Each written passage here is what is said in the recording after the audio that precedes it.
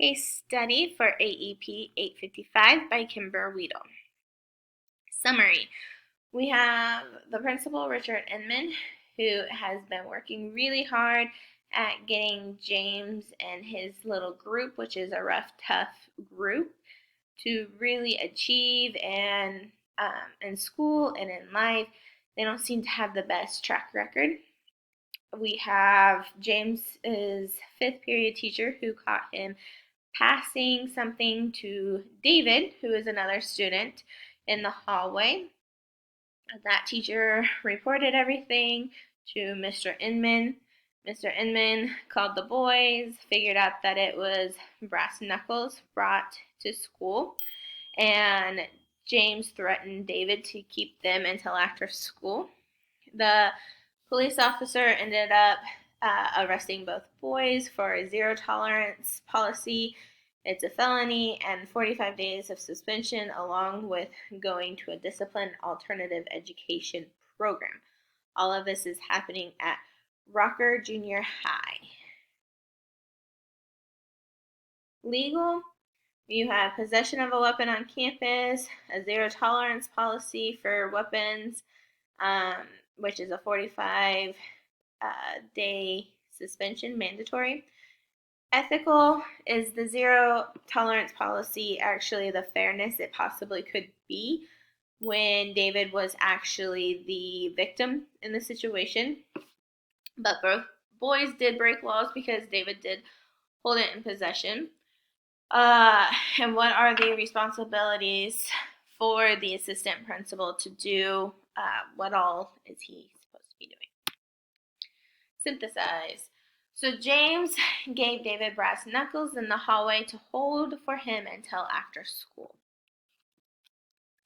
The people, we have Richard Inman, who is the assistant principal. We have James, who is a Southside student, 15 years old, very rough, leader of a group. We have David, who is an innocent, honorable student. He's in the band and honor roll, everything like that. We have the police officer and James's fifth period teacher. This is all happening at Rocket Junior High, and we have normal classes along with the DAEP, which is Discipline Alternative Education Program. Prioritize information.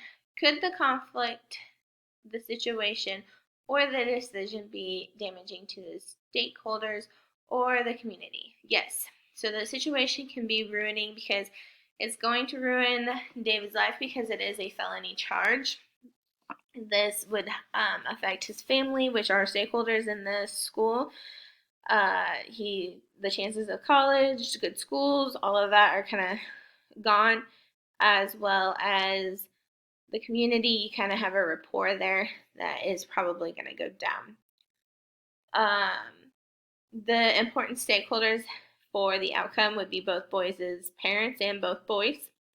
You have Richard Inman and the community. All are going to be affected by the outcome of this situation. I do not believe that all stakeholders have been consulted. It does not inform anybody, or it does not inform us if the principal or the Board of Education, any of that, have been informed, but both parents have been informed.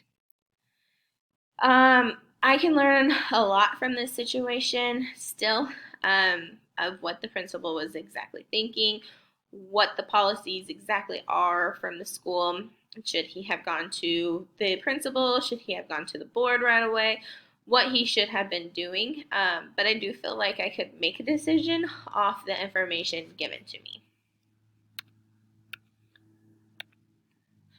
Option 1 would be go ahead and suspend David. You won't get reprimanded, and David will have to do another 40 days because he's already done a week of his suspension. And it does mention going to the Discipline Alternative Education Program as well. Option 2 is not to suspend David. We'll get reprimanded in your folder, but you will follow your ethical beliefs, and you are fighting for a student's rights. Option 3, find another solution. Find a way to get the zero tolerance policy gone. Talk to all the stakeholders, for instance, the board, the principal, everybody like that. Option 1, for pros, you will not have to be reprimanded in your file. You will save your job and you will follow the policy. Cons, you're ruining David's life. You're making things harder for him. An innocent victim, not innocent, but a victim, upset parents, and you will not be following your own ethical beliefs. Option 2, for pros, David gets to stay in school and you will get to follow your ethical choices that you had started with. Cons, you will have a reprimanded in your file, could lose your job, could be fighting an uphill battle. Option 3, find other possibilities. The pros would be you would change the policy, you would have stood up for a student, and no unfair punishment for a student who was just trying not to get beat up. Con, nothing could happen. It could just be a battle and nothing changed, nothing happened. Best option, I believe the best options would be to do option 2 and option 3. You're following your ethical decisions. You're fighting for a student, but you're also fighting to get that non-tolerance or zero tolerance policy out of the way so that this doesn't happen to other students as well. So you're going with the short result along with following it up with the long-term decision. My decision would be that what I could ethically live with.